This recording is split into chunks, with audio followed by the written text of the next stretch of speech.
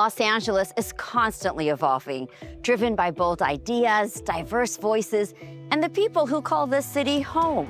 In every corner of the City of Angels, you'll find visionaries, change makers, hidden gems, and unforgettable experiences waiting to be discovered. So whether you're visiting for the first time or you've lived here your entire life, there's always another side of Los Angeles to explore. Welcome to LA.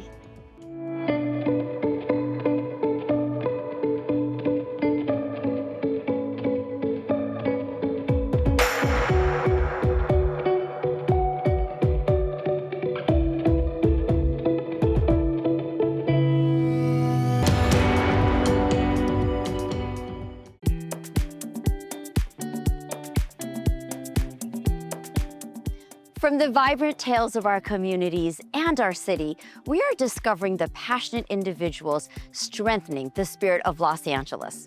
Explore with us as we reveal the unique narratives uniting and transforming every corner of Los Angeles.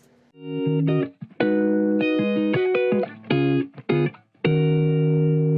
public library is much more than books. It's a place for information. The Source at Central Library happens on the last Tuesday of each month from 12:30 to 3, and it's a one-stop shop for people in need, whether that's maybe you need a free phone, birth certificate, medical care, speak to someone about employment services, plus learning about the programs we have here at the library. People need services. That's what we're here to do, connect people with services. As a community health worker, what my job is and what my passion is to connect people to resources available under Medi-Cal and available elsewhere in the community. So you get like a pretty good foot traffic here. It's a well-known event, and as far as like the opportunities and resources that are available, so it gives us a chance and opportunity otherwise to engage people, the population that we're focusing on, that need, assistance, like for housing, transportation. This program began to address the pressing needs of patrons in our community, and the vendors have really stepped up. Many local organizations are here providing their services. There's just so many resources out here that are for everyone, regardless of who you are. Second provides a lot of services to folks who are experiencing homelessness, or they can be housed.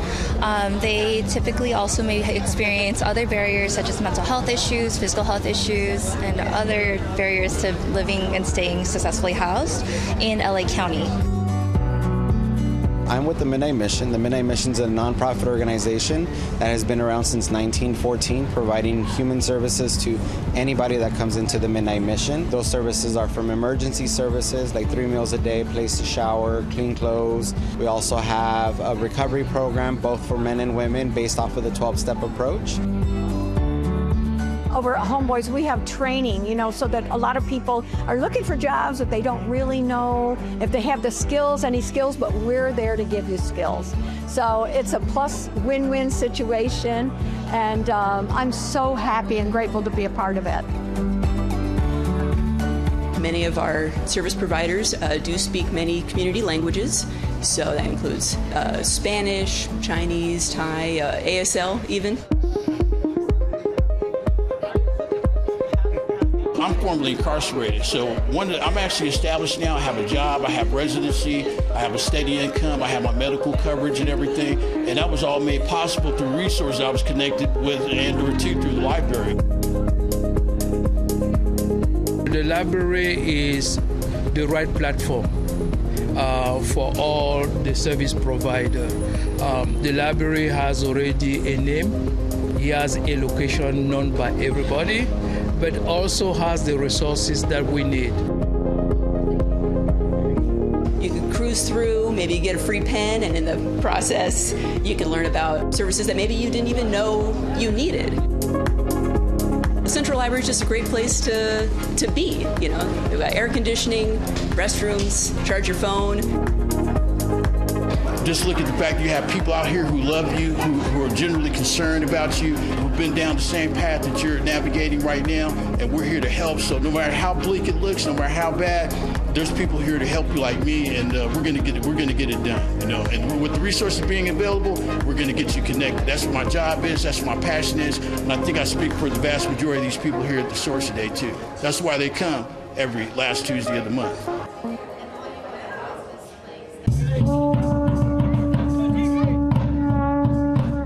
Today we're here in Lincoln Heights in Council District 1 hosting our 3rd annual backpack giveaway where we're giving out 1,700 backpacks to families across the district.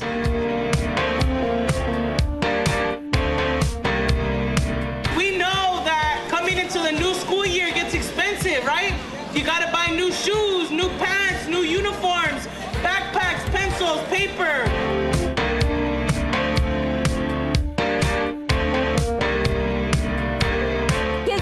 Lincoln Heights has been putting kids first and the community at the center.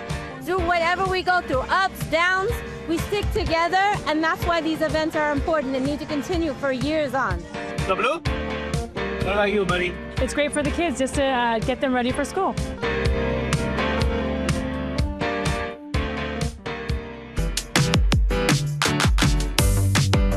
They can come and get a backpack with school supplies for their kids. There's a lot of different service providers that are providing different resources and services. What about Brussels sprouts?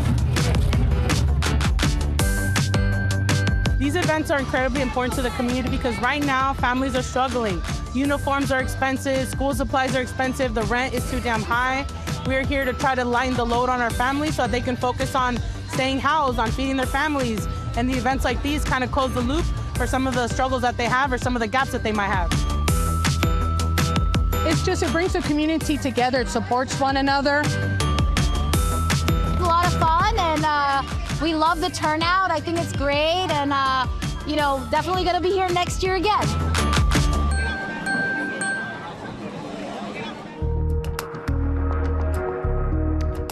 We are here in front of Santee High School, a location where an individual from our community was shot by ICE agents last year, and we know that what often happens when law enforcement has shot someone, they aren't allowing medical aid to be rendered to our community members. And what we wanted to do, along with Voters of Tomorrow, young people who are truly our next generation of leaders, who said we need to do something about this, and so we brought together folks to pass AB 2318, focus on providing timely medical aid, and if you don't allow that, once a scene has been secured, then you have to provide documentation showcasing why not.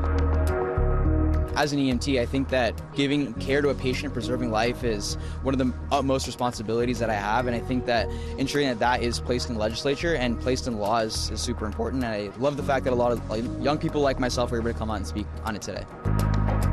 When we have grown up here in Los Angeles, we're seeing that our communities are being torn apart by federal law enforcement officers who are coming in. There are people being killed. There are people that are not getting their right to due process, which is so important in this country. It's one of the promises that any people in the United States are given. And so for us, we thought, you know what, we have this amazing platform of Voters of Tomorrow. We can use Voters of Tomorrow to kind of build partnerships with other organizations who believe in the same vision that we do. Democracy hinges on civic engagement, political participation. If we bar ourselves completely from the entire process, we render ourselves silent. We have to stand up and we have a voice. And now I'm in the legislative space. I was able to write this bill with my colleague Ashi, and now we're kind of expanding more toward immigration policy. I'm proud to stand here in the heart of South Los Angeles, where we saw so many unfortunate ICE raids last year and ongoing, and I am happy to be in full support of this bill for something that should be common sense. We shouldn't have to write a law that says if a person's injured, no matter what the situation, that aid is rendered right away.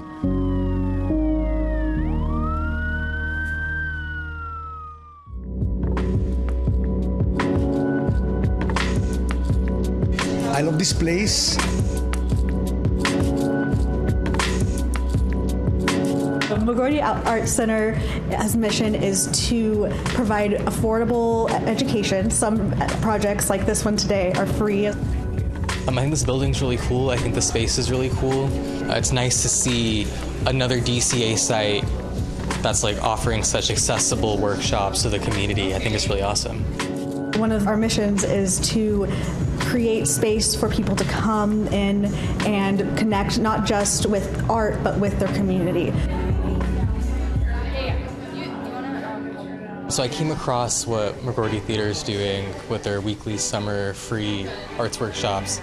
And I saw this. I think everyone's kind of exploring cyanography on Instagram, so I wanted to come and check it out. So today we're doing cyanotype. So it's probably the oldest version of photography that we have. So it was invented in the early 1800s, and it uses two different chemicals that you combine in equal parts to create a photograph. You start by combining the two chemicals. It's a little bit of a science project first, and then you also get set up the pieces that you would like to make on your art. So it essentially creates a negative. So then from there, you put it out in the sun for about anywhere from 5 to 30 minutes, depending on how bright you want it to end up looking. And then after that, you wash the chemicals off in a bucket of water for a few minutes. And then when it comes out, it turns from yellow to blue, and you see the negative of whatever object you placed down. It came out really good. I see the essence of how the sunlight go through leaves and how it goes through feathers, and it is really nice, interesting subject to play with. Wow, look at how bright that's turning out. Oh, look, it's already doing it. And then eventually you dry the final products. We have some over there. And so yeah, basically the light does all the work, which is really good for lazy artists like myself.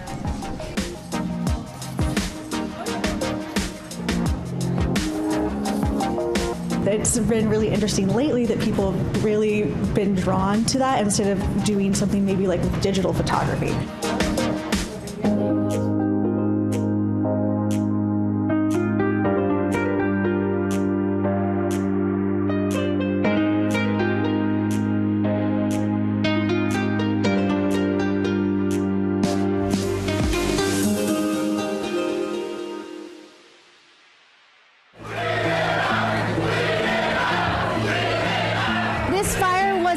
Abstract thing, it was personal. And all of these resources not reaching anybody is not an effective recovery. We were in city council voting on charter reform when I first got a text that there was a fire in our neighborhood. Hearing about there was an evacuation order, folks were being told to shelter in place, and really rushing out of council in order to make it here in time to see what was happening in the neighborhood. Estaba oscuro, estaba negro, afuera el sol y no, negro. Adentro de la casa estaba negro, olía feo. Todo el humo se fue adentro del interior de la casa, sí, entonces tuve que desconectar las alarmas del incendio porque pues no dejaban de sonar. There was dark clouds over our businesses, over the whole block right here. And honestly, there was no information given, and I had to take initiative with just close. Because once you stepped into this block, you can't even breathe right. And then you start feeling lightheaded. And, you know, as a business owner, the safety of my customers is number one, and also for my employees. So I just had to shut down. La verdad, nomás supimos que hubo una explosión, ¿verdad? Y que pues empezaron los aromas feos, que era una warehouse de pura carne. There's just this smell that comes and goes, and it's honestly horrible. La verdad, un animal muerto huele mejor que esto aquí. Un olor que es la comida podrida que tienen y no la sacan. ¿Qué esperan para sacarla? Bastante aroma de pudrición, ¿verdad? Y ratones es el problema que yo he tenido, mucha rata. A nosotros se metió una rata como así, mira, como así, de ese size. Las moscas son jumbo, son grandes. Muy frustrante todo lo que nos está pasando porque prácticamente no podemos salir, no puedes abrir tu ventana porque se mete el mal olor. Y más con este calor que está haciendo ahorita, si prendes el aire acondicionado, también se mete el olor. Yo tuve que comprar purificadores para pues poder habitar adentro, porque pues ¿qué hacemos? Obvio, ¿verdad? Pues una persona con más facilidades, si yo me retiro me voy a un hotel o algo, pero pues todo cuesta. Somos pura gente trabajadora. Vivimos casi al día, entonces todo eso para nosotros es costoso. Muchos tuvimos que aguantarnos o tenemos que aguantarnos en donde estamos. This town hall isn't the last step, it's the first step. We are now in the recovery process, now that the fire is out, and the community is reeling with the scent, the odor, remediation of this neighborhood as all of the food and the building is essentially being deconstructed. All of these issues, one after the other, we're trying to make sure that we can facilitate and fast-track this cleanup effort and having more effective solutions, because this is a situation that Boyle Heights didn't cause, and they shouldn't be having to pay for the consequences of a disaster. Pues a ver qué pasa, no podemos hacer nosotros nada, nomás esperar y a ver qué sucede más adelante, pero la verdad es muy lenta lo que están haciendo ahorita con este trabajo. Yo me siento mareada. Me siento mareada y me siento como cuando usted no puede agarrar aire, me duele mi pecho. Y ya han venido personas a hablar conmigo, a preguntarme si quiero que vengan a chequear la casa, si quiero que vengan a hacer algo ahorita. Y ahorita por lo pronto digo, si mientras que no se acabe ese mal olor, vamos a continuar. Nosotros los vehículos de trabajo junto con herramienta los estacionamos ahí mero en donde está el incendio. Entonces nosotros no pudimos moverlos durante todo el incendio, que fueron 2 semanas. Y 2 semanas de pérdida total para mi familia, que somos 3 y los 3 trabajamos en el mismo lugar, ¿verdad? El humo no sé qué tan tóxico haya sido, ¿verdad? A nosotros en lo personal y a mi familia, todos que estuvimos con el mareo, dolor de cabeza durante todo el incendio. Ahora, ¿qué consecuencias puede traer más adelante? Lo que sí sé es que tuvimos que pasar todo ese tiempo nosotros aquí encerrados, con el humo adentro, la incomodidad, la falta de el no trabajo, con los gastos encima. Es algo frustrante. Yo, pues, por supuesto, como comerciante, yo invito a las personas que vengan a mi negocio, pero realmente de esa manera, pues yo podría verme más desahogada, pero no soy la única, todos estamos igual. Todos estos comerciantes, todos estamos en la misma situación. No tenemos clientes, porque los clientes se han retirado por lo mismo, por el aroma.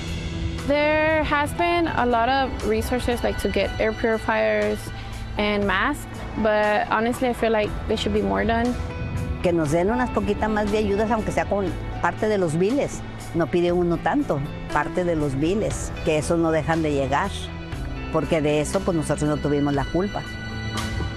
Al menos no quisiéramos apoyo, yo no quisiera apoyo, yo quisiera haber podido trabajar, mi familia quisiera haber podido trabajar. I'm looking, to see what other resources is there out there for us, because honestly, I feel like we got impacted a lot. I have to just continue to hope that, their sales go up, people start showing up. Pues la verdad no sé qué originó el incendio, pero lo que sí sé es que esta compañía está afectando a los residentes de aquí. Ni nos han dicho para cuándo piensan terminar. Eso. Entonces yo pienso que deben de apurarse, tener un plan para ver cómo van a resolver eso a la comunidad. Porque no nada más es aquí, ese humo, ese olor llega lejos.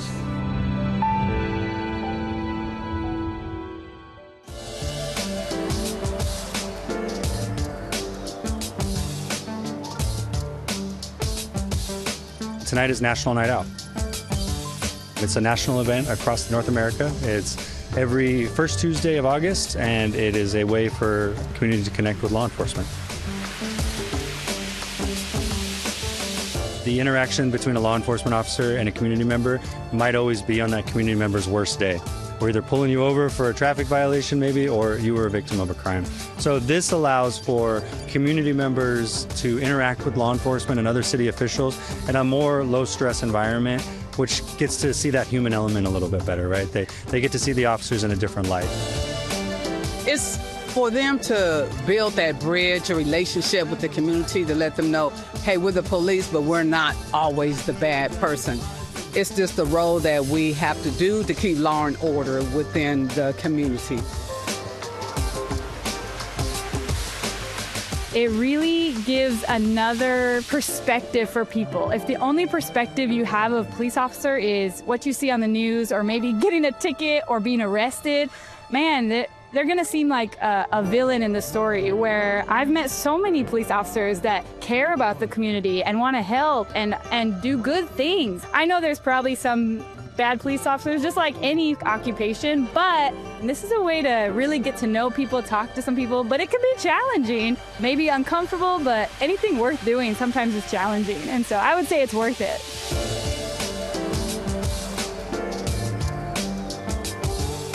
Give us a chance. You know, we are not the robotic police officers that people might think we are. We're people, we're humans. I'm a father, a husband, so it's definitely something I would like them to try. You know, I didn't even know about this event, National Night Out, and so we were invited by a police officer, so that was really cool. But I would encourage people, when you find out about an event like this, to come join, meet your neighbors, meet the police officers. They all have a name, they all have a face, a family, and a whole story, so to learn more about them, and they're here to protect, to encourage, and to help the neighborhood.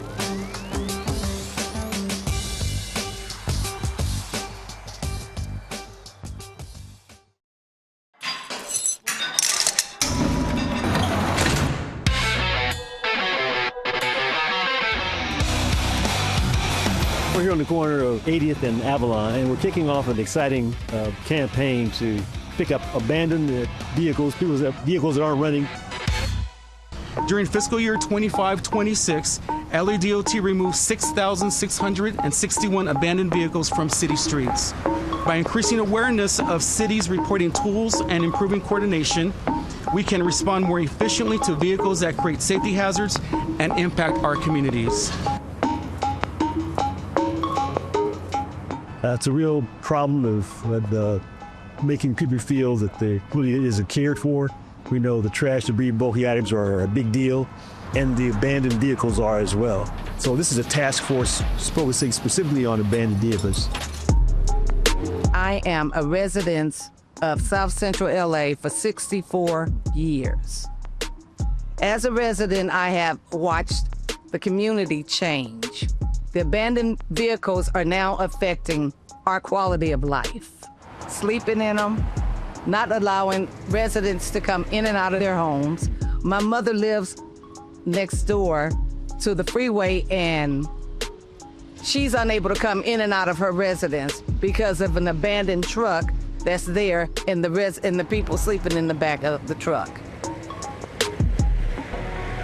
We will work with partner departments to connect occupants of vehicles used for dwellings with available services before a tow is initiated, while continuing to address vehicles that create safety hazards, violate parking regulations, or otherwise meet the city's established criteria for enforcement. We're always focusing on the quality of life issues. This abandoned vehicle program is an exciting initiative, and we certainly want to not only encourage, empower, and educate.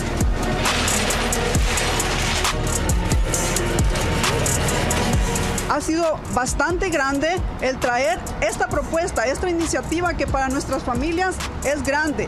Nosotros, como organización, trataremos de dar esta información a nuestras familias para que reporten, que hagan el reporte, que hagan esa llamada, que tengan la información que ellos necesitan. We've got a number to call, 1-800-222-6366, 1-800-ABANDON. Or they can contact our office directly. And so we're excited that we're going to be a focal point, assisting and working closely with the Department of Transportation, because we're in this together, but we're adding additional services, adding additional points of contact to make sure that we get our streets cleaner.